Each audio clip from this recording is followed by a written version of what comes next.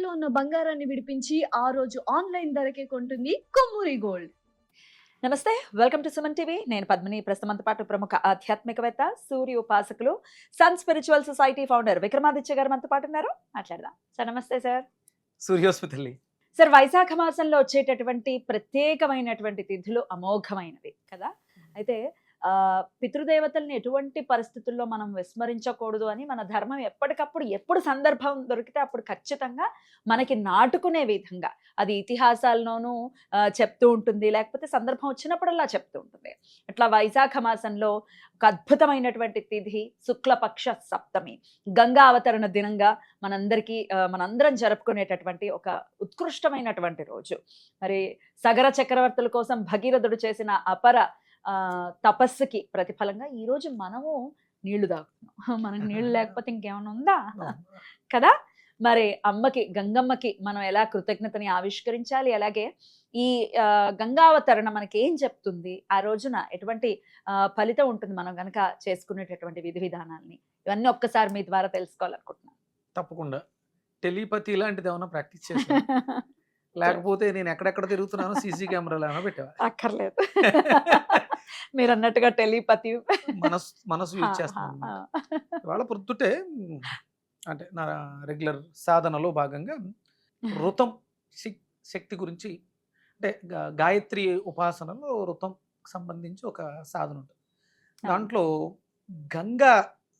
గంగాదేవికి సంబంధించి భగీరథ ప్రయత్నం, సగర చక్రవర్తులు, పరమేశ్వరుడు జటాజోటాల్లో బంధించింది ఏమిటి, గంగమ్మ. అలాగే కాశీలో, వారణాసిలోనే గంగమ్మ యొక్క నడవడిక ఎందుకు అలా ఉంటుంది, వీటిలన్నిటి మీద ఉదయం నేను విన్నది, సాధన చేసింది దాని మీద. ఇప్పుడు ఎలా సాయంత్రం అయ్యేసరికి ఏమండి మాట్లాడదామా, తెలుసుకున్న దాన్ని చెప్పాలి. ఇంకా నేను పూర్తిగా ఏమీ దిగలేదు. అంటే ప్రతినిత్యము మనం చేసేటువంటి స్నానం, గంగే చేమునే చేవ నర్మదా సింధు కావేరి జలేస్మి అని మనం స్నానం చేస్తాం. మన శరీరాన్ని ఆపోహిస్తాము, యోభవ తాను ఊర్జే దదాత, అదే ప్రోక్షణ చేసుకుంటాం. ఈ ప్రతినిత్యం మనకి ఆ గంగమ్మతోటే, గంగా జలంతోటే పవిత్రత చేకూరుతుంది. ఇవాళ ప్రత్యేకంగా గంగమ్మకి అంటే సప్తమి, ఈ వైశాఖ మాసంలో అంటే భగవంతుడు తపన ఉన్న వాళ్ళని, అంటే పూర్వం తపస్సు చేయాలంటే అరణ్యాలకు వెళ్ళిపోవాలి, హిమాలయాలకు వెళ్ళిపోవాలి, ముక్కు మూసుకోవాలి, తపస్సు చేయాలి. ఇక్కడ తపన పడితే తపస్సుతో సమానమే. తెలుసుకోవాలి అని అనుకున్నప్పుడు దానికి సంబంధించి ఇది వైశాఖ మాసంలో నిజంగా గంగా సప్తమి అనే ఒక ఉత్సవం ఉంటుంది. దాన్ని ఒక ఉత్సవంలా చేస్తారు. భగీరథ ప్రయత్నం జరిగింది, ఇప్పుడే గంగమ్మ అవతరణ భూమి మీదకి వచ్చింది అనేది నాకు తెలియదు నిజంగా. ఇవాళ ఉదయం దాని గురించి మాట్లాడుకుని వచ్చిన వెంటనే అడిగా, అదే ఆనందం. అంటే సాధనలో వెళ్తున్నప్పుడు ఇవన్నీ కూడా ఎదురవుతూ వచ్చేస్తాయి. మనం ఒకసారి ఒక ఎపిసోడ్ చేసాం, ఇది నేను అడిగిన సబ్జెక్ట్ కాకుండా కొంచెం మన ఆ వీడియో చేసిన దాని కింద ఒక కామెంట్ పెట్టాడు. నేను సూర్యోపాసనలో ఉత్కృష్టమైన స్థితికి చేరుకున్నాను, దాంట్లోంచి నేను సాధించిన సాధనలో దానికి నాకేం వచ్చింది అన్న దాంట్లో మీ యాంకర్కి కళ్ళజోడు వచ్చింది. ఆ పెట్టిన వ్యక్తి ఒక చిన్న అన్పార్లమెంటరీ వర్డ్, తథాస్తు సూర్యనారాయణ మూర్తి నీ కోరిక నెరవేర్చుగాక అని పెట్టా. అంటే నువ్వైతే వేరేలా పెట్టుకుంటే ఇక్కడ ఒకటి ఉంటుందమ్మా. నేను అంటే వేదంలో మంత్రాలు ఉన్నాయి, నేను ప్రతినిత్యం చేస్తాను. అది ఏనో ద్వేషంతి దుష్టానాం మనసాం వాక్య కర్మణాం. ఇది మనసుతో చేసేటువంటి వాక్ కర్మ. మిగతా కర్మలకి శిక్షలు ఎలా ఉంటాయో తెలియదు. మనసుతో చేసేటువంటి వాక్ అంటే ఇప్పుడు మనం చేస్తున్నది కూడా మనసుతో. నేను అనుకున్నాను, మనసుతో తపన పడ్డాను, తపస్సు చేశాను, ఒక విషయాన్ని తెలుసుకున్నాను. నువ్వు తపన పడ్డావు, విక్రమాదిత్య గారు వస్తే ఏం అడగాలి అంటే రెండు ఎందుకు మ్యాచ్ అవుతున్నాయి అంటే, ఎందుకు మనస్సుతో చేస్తున్నావు, ఇది ఒక అద్భుతమైనటువంటి తపస్సు. ఉద్యోగం చేస్తే జీతం వస్తుంది, ఎలాగైనా చేసేయచ్చుగా, ఏదైనా చేసేయచ్చుగా, ఇదే ఎందుకు చెయ్యాలి అంటే ఎంతో కొంత దాని మీద భక్తి శ్రద్ధ, హిందూ ధర్మం మీద, ధర్మానికి కట్టుబడి. ధర్మం ఏం చెప్తుందంటే, ఉద్యోగ ధర్మము ఉదయం 9 గంటలకు రావాలి, సాయంత్రం 6 గంటల వరకు ఉండాలి, నీకు ఇచ్చిన అతిథితో గౌరవ మర్యాదలతో ఉండాలి, నీకు జీతం ఇస్తున్నటువంటి యజమానికి నువ్వు ఆ కంటెంట్ని ఇవ్వాలి. ఇది ధర్మం. ఇది అలాగే ఇందులో ధర్మం ఏంటి అంటే, మన వేదం ఏం చెప్పింది, మన హిందూ ధర్మం ఏం చెప్పింది, దానిని ఎంతవరకు న్యాయం చేస్తూ మన వాళ్ళకి ఇవ్వాలి. Yeah. మన ఇద్దరం చేసేది అదే పనిగా. 100%. కాకపోతే ఒక యాంకర్, ఒక గెస్ట్ లా కాకుండా ఆత్మీయ అభిమానంతో మాట్లాడుకుంటాం, నవ్వుతూ మాట్లాడుకుంటాం. అది వీళ్ళు కూడా ఇబ్బందే. బాగా ఎక్కువ నవ్వేస్తున్నారు అంటే ఎంతో కొంత సాంతన, ఎంతో కొంత అభిమానంతో, ప్రేమతో, వాత్సల్యంతో ఇక్కడ అంటే వారంలో 2-3 రోజులు అంతే కలుస్తూ ఉంటాం. అంతే. ఇది ఎందుకంత కడుపు మంట? ఏమొస్తుంది?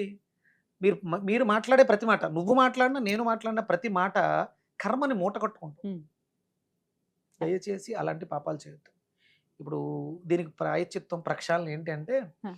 గంగా సప్తమి, గంగాదేవి సప్తమి, దశమి కూడా వస్తుంది, నెక్స్ట్ వస్తుంది. దశపాపహరణ, మరి పాపాలని హరించేది గంగమ్మే. గంగమ్మ. బానే భలే వచ్చింది.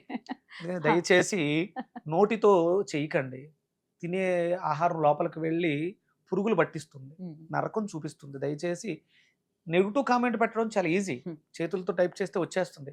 అది మనసులో రూపు దిద్దుకుంటుంది, అక్కడ మాటగా బయటకు వస్తుంది. కర్మ కట్టి కుడిపేస్తుందని చాగంటి కోటేశ్వరరావు గారు అంటూ చెప్పారు. ఉంటారు. దయచేసి ఇలాంటి తింగర పనులు చేయకండి. ఆవిడ నేను కూడా ఒక బాధ్యతతో ఈ పని చేస్తున్నాం. మేము తెలుసుకున్న విజ్ఞానాన్ని మీకు చెప్పాలని తన కోసం తపన పడుతూ ఉంటుంది. చాలా చేసి చక్కలేనివన్నీ అవి చేయట్లేదు మేము. ఆవిడ కానీ నేను కానీ, అంటే చాలా మంది ఉండొచ్చు, చాలా చేయొచ్చు. మా ఇద్దరిది అది కాదు. మనం మందాకిని గురించి మాట్లాడుకుంటాం. మందాకిని గురించి. మందాకిని గంగమ్మ.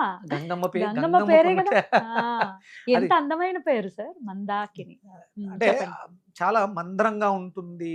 అసలు అందులోనే ఆ మృదు స్వభావం మనకి కనిపిస్తుంది. పునీతుల్ని చేస్తుంది. భగీరథ ప్రయత్నం ఎంతమంది? సగర 60,000 మంది. 60,000 మంది ఒక్కసారి మరణించినప్పుడంట వాళ్ళ ఆత్మలు పైకి వెళ్ళినప్పుడు గంగమ్మ రాలేదు. అంటే అప్పుడు క్షామం ఏర్పడింది, జనం అందరూ ఇబ్బంది పడుతున్నారు. అందుకని పితృదేవతలు, పితృలోకంలో ఉన్నటువంటి దేవతల్ని అర్జించడం ద్వారా, వర్షాన్ని కురిపించడం ద్వారా మనం చేసినటువంటి భగీరథుడు చేసినటువంటి తపస్ ప్రయత్నం గంగమ్మని కురిపించటం. అందుకనే ఎప్పుడు కూడా యజ్ఞయాగాది క్రతువులు చదవాలి. మంత్రంతో చేసాడు ఆయన యజ్ఞం. అందుకని దానికి మెచ్చి గంగమ్మ మందాకినిగా వర్షించి ఎక్కడైతే ఈ జరిగిందో 60,000 మంది ఒక్కసారి వాటిలన్నిటిని క్లీన్ చేసుకుంటూ వెళ్ళి మనం మన దాహార్తిని తీర్చడానికి ఔషధం అయింది. మన పాపాలని కడిగింది కూడా. అంటే బ్రతికున్న మనకి పాప విమోచన చేస్తుంది, మరణించిన వాళ్ళకి మోక్షాన్ని ఇస్తుంది గంగమ్మ. అలాంటి సప్తమి, గంగా సప్తమి, మందాకిని సప్తమి వైశాఖ మాసంలో ఎంతో విశిష్టంగా వస్తుంది. మనం ఎక్కడికి వెళ్ళిపోక్కర్లే. మన ఇంట్లో ఉన్నటువంటి బకెట్ నీళ్లతో గంగే చేమునే చేవ నర్మదా సింధు కావేరి జలస్మిన్ సన్నిధం ఓం ఆపోహిష్టామ యోభవ తాను ఊర్జే దదాతన మహేరణాయ చక్షసే యోవ శివ తమోరస తస్య భాజయతేహన ఉసతీరవ మాతర తస్మా ఆరంగ మామః యక్షయాయ జిన్వత ఆపోజనయాతాచన అని ఆ నీటిని జల్లుకుంటే శరీరాన్ని, అంటే బహిర్గతంగా ఉన్నటువంటి ఈ బాహ్య శరీరాన్ని అంతర్గతంగా ఉన్నటువంటి అన్నమయ, ప్రాణమయ, విజ్ఞానమయ, మనోమయ, ఆనందమయ కోశాలలో నిక్షిప్తమై జ్ఞాపకంగా ఉన్నటువంటి పాపాలని తుడిచేస్తుంది. వేదం ఎంత ఎంత మార్పు వచ్చింది తెలుసా? మీ మాటలో, మీరు చెప్పే ప్రీచింగ్స్ లో చాలా మార్పు వచ్చింది నిజంగా. స్వామి ఇస్తున్నటువంటి అనుగ్రహం అని తెలుసుకుంటుంటే ఇంత అద్భుతమైనటువంటి, అంటే భారతదేశంలో నేను జన్మ తీసుకున్నాను. మనం అందరం భారతీయులు. భారతదేశంలో ఈ కర్మభూమిలో వేదం ప్రవహిస్తుంది. ఇప్పుడు వేదం పెరిగిందమ్మా, జనాల్లో వేదం తెలుసుకోవాలనేది. అసత్యాలు అని బయటపడుతున్నాయి. అంతకన్నా ఇంకేం కావాలి? అంతే. మీ మాటలో స్వచ్ఛత ఇంకా పెరిగింది. అసలే మీకు ఇష్టం చదవాలి, పుస్తకాలు చదవాలి, చదివింది తెలియజేయాలి అని వేదంతో మీరు ఉంది కాబట్టి మీ ప్రయాణం చాలా మార్పు ఉంది. ఇలాగే ఉండాలి, ఇంకా ఇంకా పైకి ఎదగాలని మనస్ఫూర్తిగా వేదమాత ఆశీర్వాదం. అయ్యో అంతా కూడా అమర కోసం చదువుతూ ఉన్నాం. తెలుసుకోవాలమ్మా, చదవండి దయచేసి. అందరూ కూడా చిన్నదో పెద్దదో ఏదో చదువుతూ ఉండండి, చదవండి. మనల్ని పునీతులు చేస్తుంది, మన వాళ్ళని కూడా రక్షిస్తుంది. చదవటం వల్లనే, ఏదైనా పుస్తకం చదవటం అనేది అసలు ఇప్పుడు ఇవాళ రేపు కొంచెం పెరుగుతోంది అని నేను మొన్ననే ఏదో న్యూస్ లో చదివాను. పుస్తకాలు చదవటం అనేది యంగ్ జనరేషన్ స్టార్ట్ చేసింది. చాలా మంది పుస్తకాలు రాస్తున్నారు, మీరు ఏదో రాయాలి. ఎట్లాగో హెల్త్ కి సంబంధించి మీరు అదే ఇదిలో ఉన్నారు, సూర్యుడికి సంబంధించి మీరు రాయాలి. చాలా రాయాలమ్మా, చాలా ఉన్న దగ్గర. మీకు బాగా ఉన్న పాయింట్స్ ఉంటాయి కదా, అవన్నీ చక్కగా క్రోడీకరించి మీరు రాస్తే చాలా బాగుంటుంది. విశ్వ చైతన్య విజ్ఞానం అనే ఒక పుస్తకం వస్తుంది. ఉం. ఇంకంతకన్నా ఇంకేం ఇంకేం మరి కావాలి? ఇవ్వగలను? అద్భుతం, అద్భుతం. తప్పకుండా తల్లి, thank you very much. You're most మీరు welcome. చూపిస్తున్నటువంటి ఆదరాభిమానాలకు హృదయపూర్వకంగా ధన్యవాదాలు. కొంచెం కడుపు మంట, కడుపులో మంటతో ఉంటే బుడుదుకు ముడకాయ జ్యూస్ తాగితే కడుపు మంట తగ్గుతుంది, గ్యాస్ట్రిక్ తగ్గుతుంది. కడుపు మంట అంటే కడుపులో మంట తగ్గుతుంది. కడుపు మంట ఉంటే ఇంప్యూరిటీస్ లోపల ఉంటాయి. దొండకాయ తింటే ఆ ఇంప్యూరిటీస్ తగ్గి ప్యూరిటీగా తయారవుతాయి. ఎవ్వరి మీద అక్కసు మాటల రూపంలో వ్యక్తం చేయకండి, నరకం చూస్తారు లేకపోతే. ఎందుకంటే మళ్ళీ రేపొద్దుట నేనే ట్రీట్మెంట్ చేయాలి వెజిటేబుల్ ద్వారా. ఎక్కువైపోతారు పేషెంట్స్. వద్దు, అందరం ఆరోగ్యంగా ఉందాం, ఆనందంగా ఉందాం, సంతోషంగా అలా నవ్వుకుందాం. మనస్ఫూర్తిగా ఎవరమ్మా నవ్వేది? మీరు ఎవరో నవ్వుకోగలుగుతున్నారా? తను నవ్వుతోంది, తనను చూసి నేర్చుకో. అయ్య బాబోయ్. చాలా చాలా కృతజ్ఞతలు. చక్కటి రోజు గురించి చక్కగా వివరించారు. చక్కగా ప్రతి ఒక్కరు కూడా గంగా సప్తమి ఒక మంత్రం చెప్దామా? పొద్దున చూసాను, పొద్దున్న అనుకున్నాను.